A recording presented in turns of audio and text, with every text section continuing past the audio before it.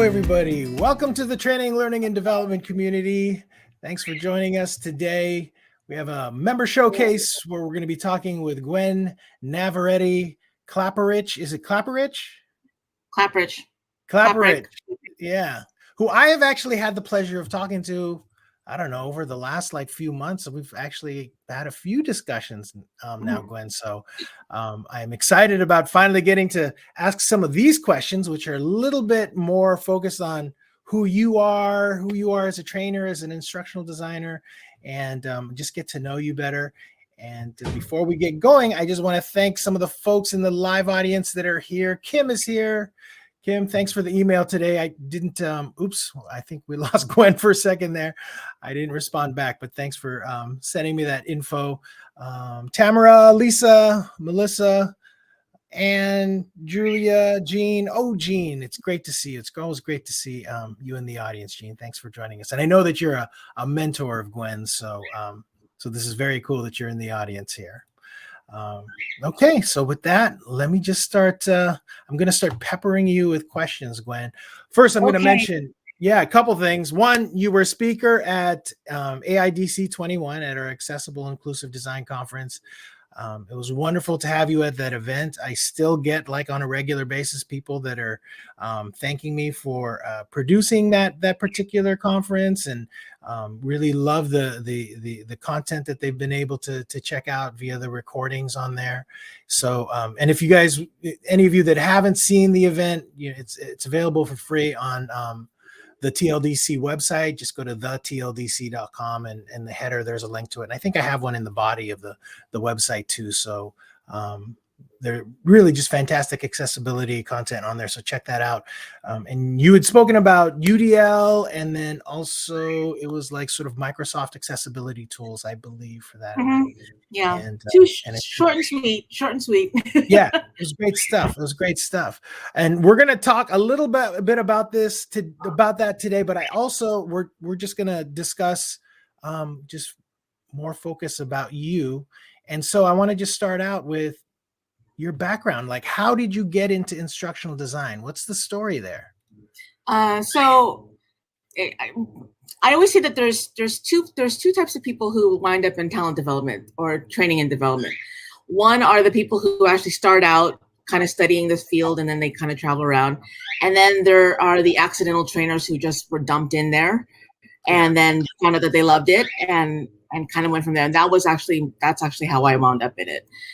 So I was actually in operations for a very, very long time. I worked in retail for a long time, and hospitality, and, typical, I think you can train this, go ahead and train a class. And that's kind of how it started, and it kind of went on from there. So I've been doing that for, over 15 to 20 years now. So I haven't stopped. Wow. Once I got into it, I didn't want to leave. Were you saying you worked at hospitality or retail, and then all of a sudden you found yourself hey, Gwen, you're kind of good at training people, so maybe you should be the go-to person to do this kind of deal? So I was the go-to person for a lot of little things on the side, little training here and there. And then when the position opened up for a training specialist in the training department, they encouraged me to apply for the job. So I did. Wow. I'm just curious. Can you tell us what retail outfit it was? It was Williams-Sonoma and Pottery Barn. That's funny. I have found great company to work for. I like to say I grew up there because I actually started there right after I graduated from college. Wow. And I kind of worked my way up and worked through different departments and things like that. But yeah, it's a great company to work for. That's funny. My sister worked for Pottery Barn for years, and I had family working for Williams-Sonoma and Gap and Old Navy and just pretty much everybody. I was just curious about that. All right, cool. So you got into training. You just found you had an affinity for it. Is that what was kind of happening there?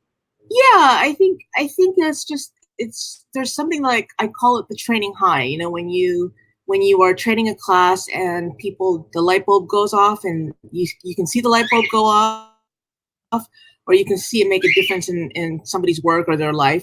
That's what I like to call the training high. And so, I kind of feed off of that. I kind of feed off of that. So that's what keeps me going. I have Yeah. never heard anything that specific from anybody in any of these interviews. I'd like to hear from anybody in the audience if you guys, if you feel that training high. Is that why you do what you do? So, favorite part of being an L&D or being an instructional designer, is that it, or do you have anything else that you would answer if you were asked that question, like your favorite part of doing this particular line of work? That's my favorite part. Yeah, that is definitely my favorite part, especially when people tell you like you had no idea that you had such an impact. I mean, sometimes I'll get, it's really nice, but sometimes I'll get like LinkedIn messages from somebody who I worked with years and years and years ago. They found me on LinkedIn and they're like, "Hey, I was in your training class. It was really good and it made a difference." And and sometimes I hear from people who I trained who, kind of surpassed me in their career. I kind of get that actually to me is or people who think that they can't do something, and after the class you train, they know they can do something. So yeah, that's my favorite part. Yeah, I'm sure that is a really, really, really good feeling, and why a lot of folks in this space do what they do. Is there Mhm. anything that, like, when you started out, whatever, 10, 15 years ago, anything you wish you had known when you had started out in your career?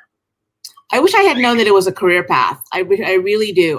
I had no idea that it was an entire profession and that it was an entire role that I could have. Because I actually, my concentration in college was, I have a hospitality degree, but my concentration was human resources and training. I had no idea that being in training and development or being in talent development could be a viable career plan or career path.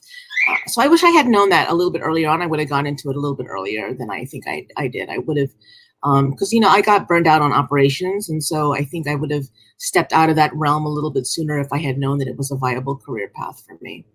Yeah. How long did it take before you actually realized that there was a career known as like instructional design Yeah, or and talent sorry, development? sorry, my cockatiel is going off. Yeah, um, I think it was fairly. I think it was right after I got laid off from my retail job, and then I realized that there was ATD and there were other communities like TLDC, and then there were actually communities of trainers who got together and kind of talk shop, and that's kind of how I went from there and really started to learn more about what the profession was about and what it meant to be in talent development. How interesting. Yeah, I love that actual story, just like because I've heard that from other people before, and and then as soon as they like get introduced to, like, say, an ATD chapter or some a community like TLDC, all of a sudden it's like, wow, this is what I want to do. This is something that Mhm. I really want to put some focus on. Now, of course, you spoke at AIDC 21, which is an accessibility event. You put a lot of focus on UDL, and training for people with disabilities. Like, what got you into that part of things? That's an interesting story. So, well, a couple things. One is that I actually myself has a disability, but my son also has a disability. But what really kind of got me going into that path, and Jean Maripotti's on, and she's one of my mentors with UDL, but Universal Design for Learning, is that I was actually I was designing a class for a community college that I was doing a contract for. And it was a certification class that people needed in order to maintain their employment. And a gentleman, it was like, I was auditing the class, I was going to redesign it, and I was auditing the original class. And it was very text heavy. It was all about Hawaiian history and culture and all that other stuff. And a gentleman approached me in the middle of the class and said, "I don't know what I'm going to do because I can't pass this class because I can't read. I don't want to tell my employer." He had been hiding it the whole time that he was employed, that he couldn't read. And he So, was really scared that he was going to lose his job. wow. So So he was illiterate? he was illiterate. Yeah. So Okay. or he had I think he had like more than likely he had an undiagnosed learning disability. Uh-huh. And just never caught up from there, which is unfortunately common sometimes in adults, Right. where they have this learning disability and that therefore it affects their ability to read. And it kind of took me aback. And I said, I don't know how to handle this. I don't know what I can do to help this gentleman succeed, or to be able, how do I train people with these types of issues, low literate. And then it kind of got me thinking, okay, not just people with low literacy, but also that's the culprit. Low literacy, but people who have English, who are not native English speakers, just the people who have challenges in your training classes. And I realized, I train a lot of community classes, which means that I train a lot of I do CPR and first aid a lot, kind of as part of my business. And because it's out in the community, I never know who's going to show up in my class. I never know if they're going to have a disability. I never know if they're going to have if they're going to need a learning accommodation. And I can't assume. So that's how I kind of got into universal design for learning, because it kind of addresses all of those, from the forefront or at the very beginning, rather than kind of thinking about it at a later time. So let's see, did you start, well, you obviously must have started your corporate training career while you lived in mainland USA, and then you moved to Hawaii, 7 years ago, I think we were discussing earlier. When did you pick up on sort of wanting to work, like, with your work with UDL and all of that? Was that after you moved to Hawaii, or? Yeah, that after I moved to Hawaii. I think it was about 2016 is when I had that contract. And the contract kind of pulled me in many different places. I actually had the opportunity to go train at the correctional facility. And so it kind of took me many different places. It was for a continuing education department at a community college here in Honolulu. And that experience really opened my eyes to the variety of learners that are out there and the challenges that some of them face. So it was after I moved here. Although I will say that when I got married, I inherited, again, a stepson with autism. And as a trainer, I really felt that it was my responsibility to help him succeed in life, because one of these days we're not going to be around to help him. And so I felt, okay, how can I use my background in training and development to help him, throughout his career path, through whatever he wants to do as far as school is concerned, or kind of what he wants to do when he's an adult, which he is an adult now. But that started the seed, but that I think that really my experience at the community college in 2016 really put me on that path. Wow, that's amazing, Gwen. Thanks for sharing with that. I really appreciate it. I am sort of my own curiosity. This is totally kind of a personal question, but when did you meet Jean? How did you end up connecting with Jean Maripodi? I'm a big fan. Jean Maripodi is awesome. She's my rock. She's my mentor. We met at, believe it or not, when she was actually presenting about UDL at the Training Magazine conference in 2017. I literally signed up for that conference based off of her session. And so we met at that conference when she was presenting about UDL. She knows way more about it than I do. But she was presenting there, and then she's invited me to do certain things with her over the years, and has just been really wonderful and supportive. And I couldn't be more thankful. So that's how we met. We've seen each other over the years at different conferences and things like that. So. Yes, I love it when I meet two people that know each other. It's it always feels like I'm on the right path. So that's a great thing. So tell us a little bit, Gwen, now, like, what kinds of projects are you working on? So actually right now I'm working on, for some reason, October is busy conference month. So I'm working on a couple presentations, some of them about accessibility, some of them about UDL. But I, believe it or not, I do other things too. So next week, there's actually a conference that's Hawaii Philippine conference, and they asked me to speak about generational differences. So I'm working on that right now. Okay. It's actually really interesting, because I'm getting to learn about the generational differences that are not just here in the States, but in the Philippines as well, which is slightly different because of cultural issues. So, is it a free conference? It's actually, I think it's only $25. It's called the Aloha Mabuhay Conference. It's only $25 to attend. I'll send you the link. Yeah, send me the link, because I probably need to know this stuff too. So let's talk about some of the training projects that you've done. Anything that you're especially proud of that you can kind of tell us about? Something that stands out that you're like, yes, this is something that that I did that I'm really proud of. Oh, wow. I don't necessarily know if it's a project that I'm proud of. I'm more proud of the people that I train. Mm. Although the project that I did for the community college was actually fairly interesting. It was redesigning the tour guide certification program for the state of Hawaii. That's actually where I met this gentleman who didn't know how to read and all that other stuff. And I think it just afforded me the opportunity to be in places and train people that I normally wouldn't have access to, or wouldn't even have the ability to. I wouldn't even have any first idea how to reach them. So I think one of my proudest moments was we were working at the correctional facility, and a gentleman who happened to be, unfortunately, marginalized people kind of tend to have higher incarceration rates. So there was a young man who was Native Hawaiian, and he was really smart. And I kept telling him, you have a future in this. You have a future in whatever you want to do.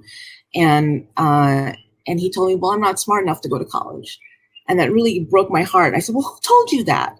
And just kind of working with him and training him through the different aspects and the different as the course went on. Eventually one day he came to me and he said, I'm getting out in a couple months or a couple weeks, and I decided I'm going to apply to college. And so it's stuff like that actually I'm more proud of than actual projects. If that makes any sense. It's the people that I encounter that I think, and the impact that I can make, because at the end of the day, a project's a project, right? But it's the impact that it has on other people. I think that makes the most sense to me. Yeah, no, that's actually really that's an incredible point. And I think that that's a really poignant, I think, for the job that we all do as educators, that it really is, it's less about the project. It's just more about the individuals that you work with. And even for me, that's where I'm really trying to reframe my idea of community, just really just focusing on individual people. And I think, it's just a little different from everything that I've learned in the past. So I totally get that. That's great. I'm going to have to, that's one that I'm going to be thinking about after we finish our conversation here. So as a trainer, is there anything that keeps you particularly inspired? What, is there, what keeps you going? What keeps you driving yourself to get better at what you do? I think the community is one thing, but I also think that I just am, when you're a trainer, you also love to learn. So I just keep plugging away, and I keep signing up for, different webinars and classes just to keep my skills fresh. I'll they always say that when you love something, you'll volunteer, or you'll do it for free. And so I also volunteer. I also do some training classes for the Red Cross as a volunteer. And so that's just to keep certain skills fresh, because I don't train all that often in that, in that particular environment, or in WebEx, or whatever the case may be. So that's how I kind of tend to keep going. I mean, that's what inspires me to just keep going. And then also too, I want to say my kid inspires me to keep going, because he has a lot of challenges. I mean, he's a great kid. He doesn't have as many challenges as some other people, but he does have challenges. And when I see him keep going, there's really nothing else for me to do than to say, well, I will keep plugging along as well. Yeah, no, that's great. Is there anything in particular right now any skills that you're trying to develop? I actually am trying to learn a little bit more about, because I'm not an e-learning expert, so I'd like to learn a little bit more about that. So I'm trying to learn how to do videos and explainer videos and tutorials and things like that. I think this is my next project. I'm not really all that familiar with Articulate, so I would like to be familiar with Articulate, but you kind of need a subscription for that. But just trying to get caught up with the tech stuff is where I'm at right now. What do you think that you are really good at? Facilitation. I mean, my expertise is in training, delivery, and facilitation. Mostly I do blended learning and synchronous training. That's where my expertise really lies. And when I do train the trainer, it's always that type of thing, is synchronous or in person or blended learning. That's what I really focus on. But I'd like to create a little bit more asynchronous training if I can. Is there anything in particular that that is really, really difficult for you that you have to regularly do?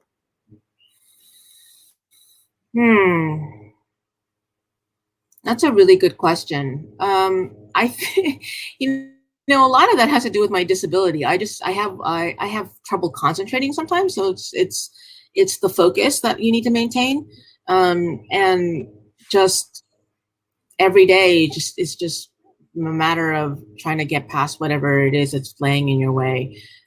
So that's I constantly have to remind myself that, because what I do is I have ADHD, so I have constantly like distractions all over the place. So I could wind up in one project, and by the end of the day, I will have started 5 more projects, but have finished none of them.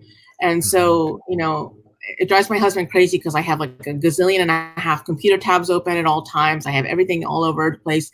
And so it's one of those things where you can start things, but finishing things is a little bit challenging. So that's what I have to work on every day, is actually finishing the stuff that I start. Right. No, I actually I find that I have the same problem, and like I think it's gotten worse as I've gotten older, surprisingly enough. But I know the feeling. So as a trainer, what's the best compliment that you've ever received? Oh gosh, it's actually something that my husband. So I was actually training a train the trainer class, and it just so happened that my husband and I were carpooling that day, and my husband rolled up to pick me up, and one of the learners was leaving the building, and he said to my husband, he goes, "Oh, are you Gwen's husband?" And my husband said, "Yeah." And he goes, "Your wife is a badass trainer." I said, "Okay, that is actually the best compliment I think I could have ever gotten." I was like, for a while, I wanted to put it on my business cards, and I wanted to put it in my LinkedIn. Can I just say that? But it kind of encapsulated everything that I really wanted to be, or kind of, and it was just it's how it goes along with my sense of humor and stuff like that. So yeah, that's the best compliment I've ever received. It's funny because I think on my end you cut out a little bit right when you said what that person said, and so but I think I know what you're saying. So it's sort of funny, like that this was sort of appropriate timing for that, but that's really, really good. So how about jobs that you've worked in the past other than retail and hospitality? Is there anything else that you've done? Yeah, I actually, it's taken me, talent development has taken me everywhere. I actually worked for the Nevada State Department of Health in their immunization branch. I was actually training I would go around the state of Nevada, and I would train healthcare providers on how to use the immunization registry. So I learned a lot about, immunizations, way more than I probably need to know. But I was in public health training for 3 or 4 years, I want to say. And then I also worked in continuing education and hospitality and retail. And it's just taken me, this career path has taken me all over the place. Wow. It's amazing where it's landed me. But yeah, that was an interesting job. That was a really interesting job. I got to go to like the most rural parts of Nevada where, certain things are still legal. And met some really interesting characters, and just really remote places, because Nevada is really, like, there's Reno and there's Las Vegas, but everything in between is just desert. And so got to go to mining towns and things like that. And so it was a really interesting job. It was really That interesting actually job. sounds that sounds really, really cool to me. That like seems like it'd be very much a learning experience. So is Yeah. there anything along those lines where you have like say any training projects or something where you ended up like learning a lot more about that particular topic than than you ever thought you would? Is there anything in particular that sticks out as like, I know so much about that? Like you were saying, like immunization. Is there anything else like that that you've learned a lot of that that you're kind of surprised you know so much about it now? Actually, the one thing that sticks out in my head a lot is that, because I was so immersed in it for 3.5 years. I actually continued that work when I moved here to Hawaii. I volunteered and served on the Hawaii Immunization Coalition Board of Directors, and helped to coordinate a couple of conferences and things like that that had to do with immunization. So, and actually that has actually afforded me a contract that I just had with an immunization association out on the mainland, where I did some diversity, equity, inclusion training for them. So yeah, it's a subject that I know way more than I probably should know.